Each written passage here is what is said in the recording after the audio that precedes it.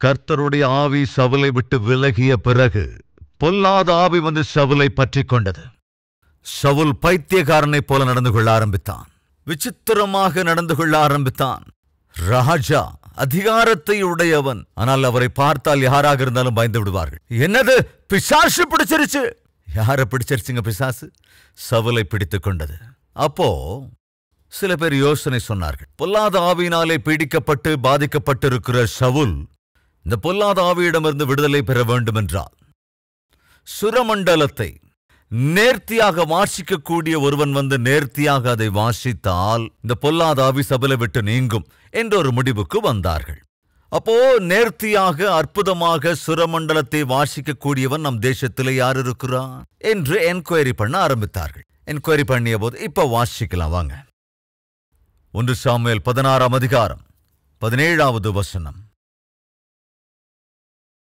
சவுல் சொல்லுகிறான், நன்றாய் வாசிக்கத்தக்க ஒருவனை தேடி என்னிடத்தில் கவனிங்க கொண்டு வாருங்கள் என்றான். அப்பொழுது அந்த வேலைக்காரர்கள் ஒருவன் பிரதியுத்தரமாக, இதோ பெத்லகேமியனாகிய ஈசாயின் குமாரன் ஒருவனை கண்டிருக்கிறேன். அவன் வாசிப்பதில் தேறினவன். வீணை வாசிப்பதில், சுரமண்டலம் வாசிப்பதில் தேறினவன் என்று சொன்னால் மிகவும் அற்புதமாக நேர்த்தியாக எல்லோரையும் மெய்மறக்க பண்ணுகிற விதத்தில் அவனால் சுரமண்டலம் வாசிக்க முடியும்.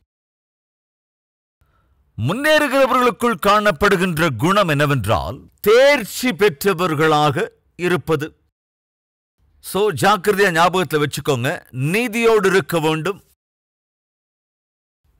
2வது நம்பிக்கையோடு இருக்க வேண்டும். 3வது தேர்ச்சி பெற்று இருக்க வேண்டும். தேர்ச்சி என்பதை குறித்து வேதம் இப்படி சொல்லுகிறது, ஜாக்கிரதையாய் உள்ளவனை பார்த்தீர்கள் அல்லவா, அவன் நீசருக்கு முன்பாக அல்ல ராஜாக்களுக்கு முன்பாக நிலை நிற்பான். ஜாக்கிரதையாய் சுரமண்டலம் வாசிப்பதிலே தேறி இருக்கிற ஒருவன், அதாவது தாவீது, இப்ப யாரு முன்னால நிலை நிற்கிறான்? ராஜாவுக்கு முன்னால் வந்து நிற்கிறான். இப்ப கேள்வி, யதார்த்தத்தில் தாவீது ஒரு சங்கீத வித்வானா என்ன, அல்லது ஒரு ஆடு மேய்ப்பனா? நீங்களே யோசிச்சு பாருங்க. அவன் ஒரு ஆடு மேய்ப்பன். அப்போ ஆடுகளை மேய்த்து கொண்டிருக்கிற தாவீது சுரமண்டலத்தை வாசிக்க எப்ப கற்றுக்கொண்டான்? எப்பங்க அதை வாசிக்க கற்றுக்கொண்டான்? முன்னேறுகின்றவன் கற்றுக்கொள்ளுகின்றவன். புரியுதாங்க? இப்போ அந்த தேர்ச்சி தாவீதுக்கு எங்கிருந்து வந்தது? கற்றுக்கொண்டதிலிருந்து வந்தது.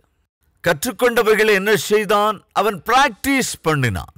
உலகத்திலேயே ஒரு பெரிய பியானிஸ்ட் இருந்தார். அவருடைய பேரு பேதரோஸ்கி. ஒரு முறை அவர் அதை வாசித்த வேளையில அவர் மீது உயரைய வைத்திருந்த ஒரு அபிமானி வந்து, ஐயா உங்களை மாதிரியே நானும் இந்த பியானோவை வாசிக்கணும்னா நான் என்ன செய்யணும்னு கேட்டார். அப்போ அந்த பேதரோஸ்கி என்ன சொன்னார்னா, நீ என்ன மாதிரி இல்லை, என்னை விட இன்னும் அருமையா உன்னால வாசிக்க முடியும். என்னது, உங்களை விட அருமையா என்னால வாசிக்க முடியுமா? கண்டிப்பா அற்புதமா வாசிக்க முடியும். அப்படின்னா சொல்லுங்க, இப்ப நான் என்ன செய்யணும்னு சொல்லுங்க, கண்டிப்பா நான் அதை செய்யறேன் அப்படின்னாரு. அப்ப பேதரோஸ்கி சொன்னாரு, வேற ஒண்ணும் இல்லை, ஒரு நாளைக்கு ஒரு 18 மணி நேரம் பிராக்டிஸ் பண்ணணும். எவ்வளவு மணி நேரம்? ஒரு நாளைக்கு 18 மணி நேரம் பிராக்டிஸ் பண்ணணும். சரி, அப்படி எத்தனை நாளைக்கு செய்யணும்? 24 நாள்ல நானும் உங்களை மாதிரியே. அவசரப்படாதீங்க. ஒரு நாளைக்கு 18 மணி நேரம் பிராக்டிஸ் பண்ணணும். அப்படி 24 வருடங்கள் பண்ணணும். 24 வருடங்கள் ஒரு நாளைக்கு 18 மணி நேரம் பிராக்டிஸ் பண்ணா நான் உங்களை மாதிரி வாசிச்சிடுவேனா? ஓகே, வரேன் சார். அப்படின்னா அவருக்கு ஆக்சுவலா என்ன வேணும்? அந்த பேதரோஸ்கி மாதிரி பியானோ வாசிக்கணுமா? ஆனா பிராக்டிஸ் மாத்திரம் செய்ய மாட்டாரு. எப்படிங்க தேர்ச்சி வரும்? நேரத்தை வீணாக்காம எதையாவது ஒழுங்கா கத்துக்கிட்டா தான் அது வரும். தயவு செஞ்சு கவனிங்க அன்பு சகோதர சகோதரிகளே. நம்மள நிறைய பேர் டைம் வேஸ்ட் பண்ணிக்கிட்டே இருக்கவங்க இருக்கீங்க. இப்படி சொல்றேன்னு வருத்தப்படாதீங்க. ஒரு நிமிஷம் யோசிச்சு பாரு, ஒரு நாளைக்கு எவ்வளவு நேரம் நீ செல்போன்ல உட்கார்ந்து இருக்கிற? இப்பொழுதும் இந்த வார்த்தையை கேட்கிற சகோதர சகோதரிகளே, உங்க செல்போனை நீங்க எவ்வளவு நேரம் யூஸ் பண்றீங்க அப்படிங்கிறது அந்த செல்போன்ல ரெக்கார்ட் ஆயிட்டே இருக்கும். அந்த விஷயம் தெரியுமா? நீங்க அதை செக் பண்ணிக்க முடியும். இன்னைக்கு இந்த நேரத்தில் இந்த வார்த்தையை கேட்டுக்கொண்டிருக்கிறவர்களில் அநேகர் 12 மணி நேரம் 15 மணி நேரம் செல்போன்லயே இருக்கீங்க. இன்னும் சிலர் 6 மணி நேரம் 8 மணி நேரம் 10 மணி நேரம் வரைக்கும் செல்போன் யூஸ் பண்றீங்க. 3 மணி நேரம் 4 மணி நேரம் 5 மணி நேரம் செல்போன்ல இருக்கீங்க. இதுல என்ன சாதிச்சு கிழிச்சிட்டீங்க சொல்லுங்களேன்? 30 வருஷத்துக்கு முன்னால செல்போன் எல்லாம் இல்லைங்க. அந்த நாட்கள் அவங்க சாதிச்சதை விட இன்னைக்கு செல்போனோட இருக்கிற நாம எதை சாதிச்சிட்டோம்? கணவன் ஒரு ரூம்ல இருப்பாரு, மனைவி இன்னொரு ரூம்ல இருப்பாங்க. அவங்க 2 பேரும் சேட்டிங், 2 பேரும் போன்ல சேட்டிங், இல்லைன்னா போன்ல வீடியோ காலிங். இதைத்தாங்க இன்னைக்கு சாதிச்சிருக்கோம். ஒரே டைனிங் டேபிள் உட்கார்ந்து இருப்பாங்க. மகளும் உட்கார்ந்து இருப்பான், மகனும் உட்கார்ந்து இருப்பான், கணவர் உட்கார்ந்து இருப்பாரு, மனைவி உட்கார்ந்து இருப்பாங்க. எல்லாரும் சேர்ந்து சாப்பிட்டுக்கிட்டு இருப்பாங்க. ஆனா ஒருத்தர் பேச மாட்டாங்க. காரணம் செல்போன். கணவர் கையில செல்போன், மனைவி கையில செல்போன், மகனோட கையில செல்போன், மகளோட கையில செல்போன். ஐயோ, அப்பவாத ஒருத்தர் பேசிக்க முடியாது துர்பாக்கிய நிலைக்கு கொண்டு வந்திருக்கு இந்த செல்போன். இன்னைக்கு செல்போன் இல்லாம வாழவே முடியாது. கேள்வி சகோதரனே சகோதரியே, நேரம் கிடைக்கும் போது எதை கத்துக்கிட்டு இருக்க? தாவீது ஒரு புறத்திலே ஆடுகளை கண்ணின் மணியை போல காத்துக்கொண்டு மேய்த்துக் கொண்டிருந்தவன் ஓய்வாக இருக்கிற நேரத்தில் அவன் என்ன செய்வான் தெரியுமா? சுரமண்டலம் கற்றுக்கொண்டான். பாடல்களை பாடுவதை கற்றுக்கொண்டான். பாடல்களுக்கு இசைக்கோர்வை செய்வதை கற்றுக்கொண்டான். முன்னேறுகிறவன் கற்றுக்கொள்ளுகிறவன், கற்று தேர்ந்தவனாய் இருப்பான். எனவே கற்றுக்கொள்ளுகிறவராய் இருக்க வேண்டும். ஜாக்கிரதையாய் இருக்கிறவனை பார்த்தீர்கள் அல்லவா? அவன் ராஜாக்களுக்கு முன்பு நிலை நிற்பான். David, he was a learner.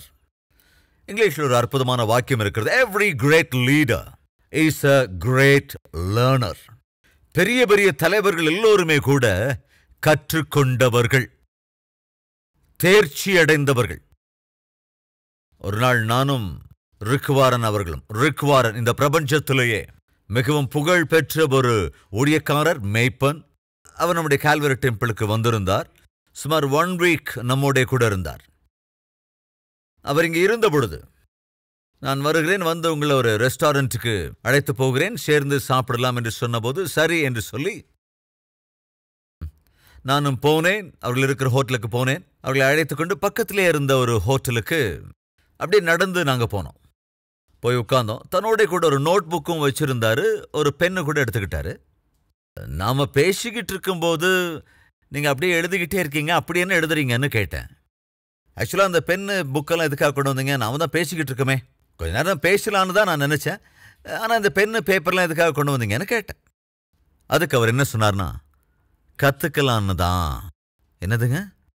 கத்துக்கலான்னு தான். என்ன கத்துக்கலான்னு?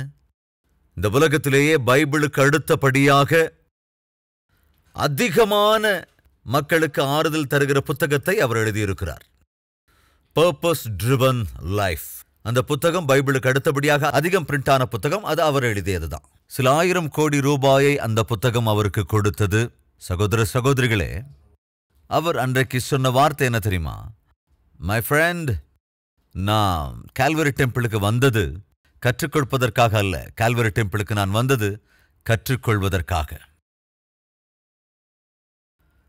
நான் பேசிக் கொண்டிருந்த போது நான் பேசுகிறவர்களை அவர் எழுதி கொண்டிருந்தாருங்க. ஆச்சரியமாக இருந்தது. Every great leader is a great learner. மறந்து போயிடாதீங்க. சுரமண்டலம் வாசிப்பதிலே தேர்ச்சியுடையவன், கவனை சுழற்றி அடிப்பதிலே தேர்ச்சியோடு இருந்தவன். இதெல்லாம் தாவீதுக்கு எங்கிருந்துங்க வந்தது? டைமை எப்பவும் வேஸ்ட் பண்ணது இல்லை. ஒரு புறத்திலே ஆடுகளை மேய்த்து கொண்டிருந்தான், மறுபுறத்திலே சுரமண்டலம் வாசித்துக் கொண்டிருந்தவன் நேரத்தை வீணாக்கவே இல்லை. ஒரு புறத்திலே ஆடுகளை மேய்த்து கொண்டிருந்தவன், மறுபுறத்திலே கவனை எடுத்துக்கொண்டு ஆடுகளை பின்பற்றி கரடியோ மற்ற மிருகங்களோ சிங்கங்களோ வருமென்றால் அவைகளை தன் கவனை கொண்டு கல் வைத்து அடித்தால் அவ்வளவுதான், அந்த மிருகம் செத்து வீழ்ந்துவிடும். எதை கற்றுக்கொண்டான்? சுரமண்டலம் வாசிக்க கற்றுக்கொண்டான், கவனை கொண்டு அடிக்கவும் கற்றுக்கொண்டான், தேர்ச்சியுடையவனானான். ஜாக்கிரதையா கவனிங்க. தான் எவைகளையெல்லாம் கற்றுக்கொண்டானோ அவைகள்தான் இன்று அவனை ஒரு உன்னத ஸ்தானத்திற்கு கூட்டிக் கொண்டு போகிறது. அவனுடைய தகுதி என்னங்க? ஆடுகளை மேய்ப்பதுதான். ஆனால் ஓய்வு நேரங்களில் எவைகளை கற்றுக்கொண்டான்? சுரமண்டலத்தை கற்றுக்கொண்டான்.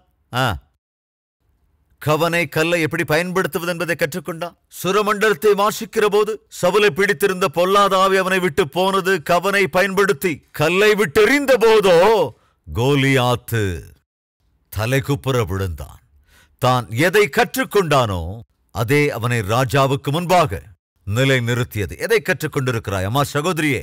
எதை கற்றுக்கொண்டிருக்கிறாய்? இன்னைக்கு நம்மள சில பேருக்கு என்னங்க இப்படி சிரிக்கிறீங்க? உங்களுக்கு இப்ப என்ன புரிஞ்சுது? இப்படி பண்ணா உங்களுக்கு என்ன புரிஞ்சுது? எதுக்காக நீங்க சிரிக்கிறீங்க? அம்மா, இந்த ஆண்கள் எதுக்கு சிரிக்கிறாங்க உங்களால சொல்ல முடியுமா கொஞ்சம்? வராது. ஒழுங்கா சமைக்க வராது. சில பேருக்கு சாரி கட்டுறது கூட வராதுங்க, பாவம். சாதாரண சகோதரிகள் இல்லைங்க நீங்க. ஆனா இவங்க பாருங்க என்ன கட்டுவாங்களா? என்ன கட்டுவாங்கங்க? ஞானமுள்ள ஸ்திரீ எதை கட்டுவாங்கங்க? சத்தமா சொல்லுங்க. அது சமைக்க வராது, ஒழுங்கா துவைக்க வராது, ஒழுங்கா கூட்டி பெருக்க வராது. குடும்பத்தை கட்டுவாங்க, வீட்டை கட்டுவாங்க. அது சாத்தியமாங்க? சாத்தியம் இல்லைங்க. உன்னுடைய விஷயம் என்ன சகோதரனே? மனைவியை நேசிக்க வராது, பிள்ளைகளை படிக்க வைக்க வராது, ஒழுங்கா வேலைக்கு போக வராது, பிளேட்டை காலி பண்ண மாத்திரம் நம்மள மிஞ்ச யார் இருக்காங்க சொல்லுங்க பார்க்கலாம்? இந்த அளவுக்கு வளர்த்துட்டோம். மத்திய பிரதேஷ் என்னங்க இது?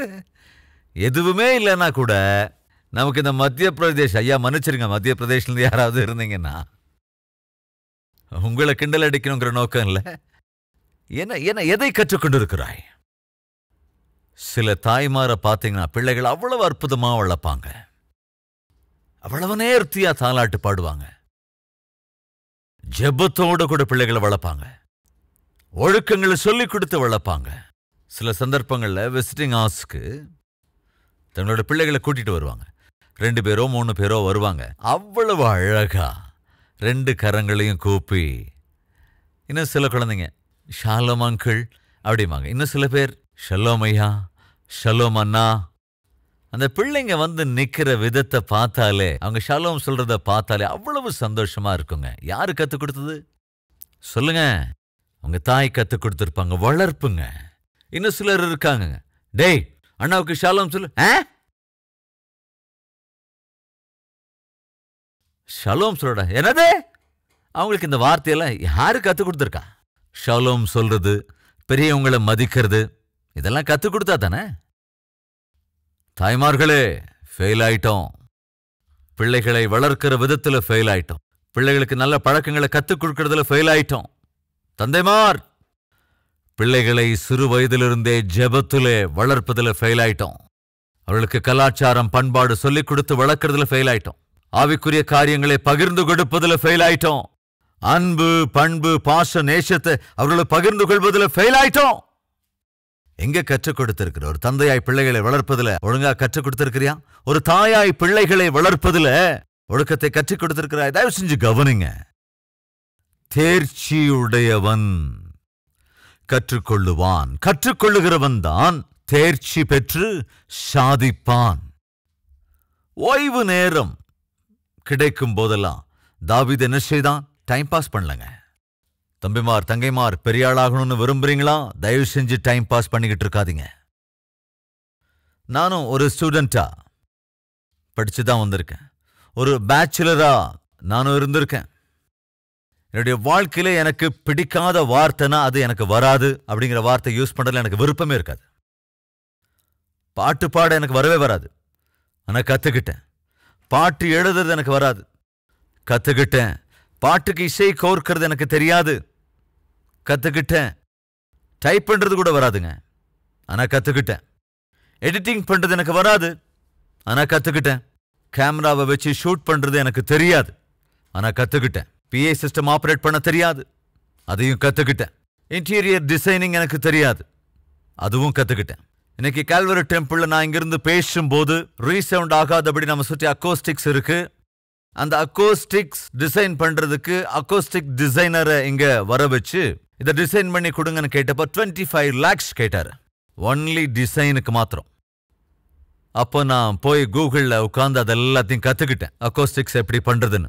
இன்னைக்கு நீங்கள் பார்க்குற இந்த அக்கோஸ்டிக்ஸ் நம்முடைய ஆலயத்துக்கு வந்து பிரசங்கம் பண்ண உலக புகழ்பெற்ற பெரிய பெரிய ஊழியக்காரர்கள் சொன்ன வார்த்தை என்ன தெரியுமா? One of the best acoustically designed church is Calvary temple. So acoustics எப்படி பண்ணணுங்கிறத நான் கற்றுக்கிட்டேன். இன்னைக்கு கால்வரி டெம்பிள் எந்த அக்கோஸ்டிக்ஸ் டிசைனாக இருந்தாலும் அந்த டிசைன் நான் செஞ்சது தான். வெளியே சர்ச்சுக்கு வெளியே அந்த கார்டன்ஸ் பார்க்குறீங்களா, அந்த கார்டனுக்கான டிசைனும் நான் போட்டது தான். ஸோ கேம்பஸில் எதை பார்த்தாலும், ஏதோ பெருமைக்காக சொல்லலைங்க, கால்வரி டெம்பிளில் நீங்கள் எதை பார்த்தாலும் சரி, அது என் கையாலேயே நானே ஆர்ட் பண்ணேன். நான் ஒரு ஆர்டிஸ்ட் இல்லைங்க, நான் ஆர்ட் பண்ண கற்றுக்கிட்டு பண்ணேன். என் அன்பு சகோதர சகோதரிகளே, இன்னைக்கு இந்த கால்வரி டெம்பிளோட ஆர்ச் பார்க்குறீங்களா, அந்த ஆர்ச் டிசைனும் நான் தான் பண்ணேன். இந்த ஆர்ச் இருக்குல்ல, இதோட ஆர்ச் டிசைனும் நான் பண்ணதான். ஜெருசலேம் ஹாலில் பார்க்குறோம் இல்லையா, ஒரு அற்புதமான டிசைனோடு கூட அந்த டிசைனும் நான் பண்ணதான். அதாவது நான் சொல்ல வர்றது என்னன்னா, கற்றுக்கொண்டேன். கற்றுக்கொண்டதினால்தான் இன்னைக்கு இந்த ஊழியம் இப்படி இருக்கிறது. அன்பு சகோதர சகோதரிகளே, நல்லா கவனிங்க. ஒரு ஸ்டூடெண்டா இருக்கும்போது கற்றுக்கொள்ள வேண்டியவங்களை கற்றுக்கிட்டேன், பேச்சுலரா இருக்கும்போது கற்றுக்கிறத கற்றுக்கிட்டேன். இன்னைக்கும் ஏதாவது ஒன்றை கற்றுக்கணும்னு தான் நான் ஆசைப்படுறேன். முன்னேறுகிறவர்களுக்குள்ள இருக்கிற டேலண்ட் என்னன்னா, முக்கியமா கற்றுக்கொள்வது. இன்னைக்கு சில ஊழியக்காரர்களும் கூட, தயவு செஞ்சு ஏதோ குறைச்சு பேசுறேன், தப்பா பேசுறேன்னு நினைக்காதீங்க. சில ஊழியக்காரர்களுக்கு பைக் ஓட்ட கூட தெரியறது இல்லைங்க. எனக்கு தெரியும் அப்படிப்பட்டவங்க. கார் ஓட்டுறதுக்கு தெரியாது. நான் பைக் ஓட்ட கத்துக்கிட்டேன், கார் ஓட்ட கத்துக்கிட்டேன். அதனாலதான் எனக்கு டிடி அப்படின்னு கொடுத்தாங்க. டிடி அப்படின்னா என்ன தெரியுமா உங்களுக்கு? டிடினா டிரைவர் கம் டைரக்டர். உங்களுக்கு புரியுதாங்க? டிடின்னு அவங்க கொடுத்த பட்டம் என்னன்னா டாக்டர் ஆஃப் டிவினிட்டி. ஆனா நான் அதை எப்படி புரிஞ்சுக்கிட்டேன்னா, டைரக்டர் டிரைவர் எல்லாம் ஒரே ஆள். அப்படிதான் நான் அதை எடுத்துக்கிட்டேன். அன்பு சகோதரர்களே சகோதரிகளே, கற்றுக்கொள்ளுங்கள். தாவீது தேர்ச்சி பெற்றவனாக இருந்தான். ஆல் ரவுண்டர், சுரமண்டலம் வாசிப்பதிலே தேறினவன், கவனை கையாள்வதிலே தேர்ச்சி பெற்றிருந்தவன். அந்த தேர்ச்சி அவனை என்ன செய்தது? என்ன செய்ததுங்க? ராஜாக்களுக்கு முன்பாக நிலைநிறுத்தியது. அதைத் தொடர்ந்து இன்னும் என்ன கற்றுக்கொண்டான்? எப்படிப்பட்ட தேர்ச்சியுடையவனோ, என்னென்ன விஷயங்களில் அவன் தேறினவன், இவர்கள் எல்லாவற்றையும் நாம் தியானிக்க போகிறோம். இப்ப முடிக்கிறேன். 2 சகோதரிகள் ஒன்னா ட்ரெயின்ல பிரயாணம் பண்ணிக்கிட்டு இருந்தாங்க. ட்ரெயின் ஒரு ஸ்டேஷன்ல நின்னுச்சு. அப்படி நின்னப்போ கரும்பு வாங்கலையோ கரும்பு வாங்கலையோ கரும்புன்னு வித்துட்டு வந்தப்போ 2 பேருமே வாங்கிக்கிட்டாங்க. ட்ரெயின் புறப்பட்டதும் 2 பேரும் அந்த கரும்பை கையில் எடுத்து வச்சு கடிச்சு அந்த மேல் தோலெல்லாம் அப்படியே உரிச்சு, ஒரு அம்மா அந்த எல்லாத்தையும் ஜன்னல் வழியா வீசுறாங்க. ஆனா இன்னொரு அம்மா உரிச்சு எடுத்து அந்த தோலையெல்லாம் நேர்த்தியா ஒரு பொட்டலத்துல போட்டாங்க. இந்த சகோதரி அவங்கள பார்த்து நினைச்சாங்க, பைத்தியக்காரி, பல்லுல கடிச்சு கடிச்சு உரிச்சு அந்த தோல் எல்லாத்தையும் பத்திரப்படுத்தி வைக்கிறாளே எதுக்கு அப்படின்னு நினைச்சிட்டு, பாவம் இந்த அம்மா கரும்பு தோலெல்லாம் உரிச்சு எடுத்துட்டு அந்த தோலெல்லாம் வெளியே வீசிட்டு கொரட்டை போட்டு தூங்கிட்டாங்க. அதே போல இந்த அம்மா என்ன செஞ்சாங்கன்னா, அதே கரும்பை கடிச்சு அந்த தோல் எல்லாத்தையும் அப்படியே நீட்டா உரிச்சு எடுத்து அதெல்லாம் வீசாம எல்லாத்தையும் ஒன்னா அந்த ஓலையெல்லாம் வச்சு என்ன செஞ்சாங்க? நேர்த்தியா அழகா ஒரு பெட்டியை செஞ்சுட்டாங்க. இந்த அம்மா தூங்கி முடிச்சா முன்னால் அந்த அழகா அந்த பெட்டி இருக்கு. ஆடட, ரொம்ப அழகா இருக்கு இந்த பெட்டி, நீங்க என்ன வாங்குனீங்களா? இல்ல வாங்கல. அப்போ இந்த பெட்டி எங்க கிடைச்சது? நீங்க இந்த கரும்பெல்லாம் உரிச்சு எடுத்தீங்கல்ல, அதே மாதிரி நான் உரிச்சு எடுத்ததை வச்சுதான் அந்த பெட்டி செஞ்சேன். எவ்வளவு அழகா இருக்கு, ரொம்ப அழகா இருக்கு. இதை மட்டும் என் வீட்டுக்கு எடுத்துட்டு போய் என் பொண்ணு கொடுத்தா அவ்வளவு சந்தோஷப்படுவா. கொடுக்குறீங்களா ஃப்ரீயா? நான் எதுக்கு இதை ஃப்ரீயா கொடுக்கணும்? அப்ப எவ்வளவு கொடுத்தா கொடுப்பீங்க? 200 ரூபாய் கொடுத்தா கொடுப்பேன். 200 ரூபாயா? இருந்தாலும் இதை எடுத்துட்டு போனா என் பொண்ணு ரொம்ப சந்தோஷப்படுவா. சரி அப்படின்னு 200 ரூபாய் கொடுத்து அந்த அழகான பெட்டியை வாங்கிக்கிட்டாங்க. ஆனா இவங்க அதெல்லாத்தையும் என்ன பண்ணாங்க? இவங்க உரிச்சதையெல்லாம் என்ன செஞ்சாங்க? இப்ப புரியுதாங்க? கற்றுக்கொள்ளுகிறவர்களோ வாழ்க்கையில முன்னேறுவாங்க. கற்றுக்கொள்ளாதவங்க இருக்கிறதையும் இழந்துட்டு அம்போன்னு உட்காந்துருப்பாங்க. கற்றுக்கொள்ளலாம். எந்த வேலை செஞ்சாலும் அதுல அற்புதமான ஒரு தேர்ச்சி இருக்கணுங்க. ஒருவேளை தேர்ச்சி இல்லை என்றால் நீ உன்னை ஒரு உத்தியோகத்துக்கு, அது கூட இருக்கு பார்த்தலாம். நீதிமொழிகள் 10:26. பற்களுக்கு காடியும் கண்களுக்கு புகையும் எப்படி இருக்கிறதோ அப்படியே சோம்பேறியும் தன்னை அனுப்புகிறவர்களுக்கு இருக்கிறான். சோம்பேறி. பாருங்க, இப்படிப்பட்ட சோம்பேறிகளை யாராவது வேலைக்கு அமர்த்திட்டா அவங்களுக்கு அழுகதான். அழ வச்சிருவாங்கங்க. பற்களுக்கு காடி மாதிரி இருப்பாங்களா, கண்ணுக்கு புகை மாதிரி இருப்பாங்களா. இந்த நம்மிலும் சோம்பேறிகள் இருக்கிறீர்கள். நீங்க எங்க வேலை செய்றீங்களோ அங்க பலரை அழ வச்சுக்கிட்டு இருக்கீங்க. எந்த வீட்டுல வேலை செய்றீங்களோ அந்த வீட்டார அழ வச்சுக்கிட்டு இருக்கீங்க. ஊழியத்திலே பங்கெடுக்கிறவர்கள் கூட சில சோம்பேறிகளை நம்ம பார்க்க முடியும். திக்குமுக்காட வச்சிருவாங்க ஊழியத்தை ஒப்படைச்சவங்கள. கவனிக்கிறீங்களா? சோம்பேறிகள் அழ வைத்துக் கொண்டே இருப்பார்கள். தேர்ச்சி பெற்று சுறுசுறுப்பாயிருக்கிறவர்களோ ராஜாக்களுக்கு முன்பு நிலைநிற்பார்கள். என்னுடைய ஆசை, நீ முன்னேற வேண்டும், உன்னதமான ஸ்தானத்தை எட்ட வேண்டும். என்னால் என்ன செய்ய வேண்டும்? உன்னுடைய பணியிலே தேர்ச்சி பெறு, தேர்ச்சியை கற்றுக்கொள். வாருங்கள், எல்லோரும் சேர்ந்து தேவனை நோக்கி பார்க்கலாம்.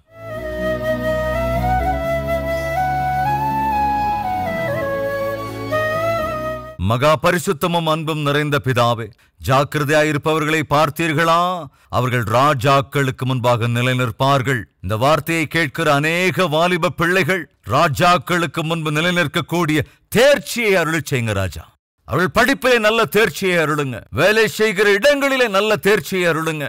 ஞானத்தை கற்றுக்கொள்ளும் விஷயத்திலே தேர்ச்சியை கொடுங்க ராஜா. அப்படியே குடும்பத்தை கட்டுகிற விஷயத்திலே தேர்ச்சியை கொடுங்கப்பா. பிள்ளைகளை ஆவிக்குரியவர்களாய் வளர்க்கிற விஷயத்திலே நல்ல தேர்ச்சியை அருளி செய்யுங்க ராஜா.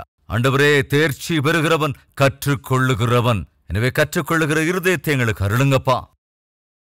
என்று கேட்ட இந்த வார்த்தைகள் என்னுடைய வாழ்க்கையில, எங்களுடைய வாழ்க்கையிலே கனி கொடுக்கும்படி செய்ய வேண்டும் என்று இயேசுவின் நாமத்தில் வேண்டிக் கொள்கிறோம் பிதாவே, ஆமென். எங்கள் முகவரி: கல்வரி, தபால் பெட்டி எண் 30, குக்கட்பள்ளி, ஹைதராபாத் 72.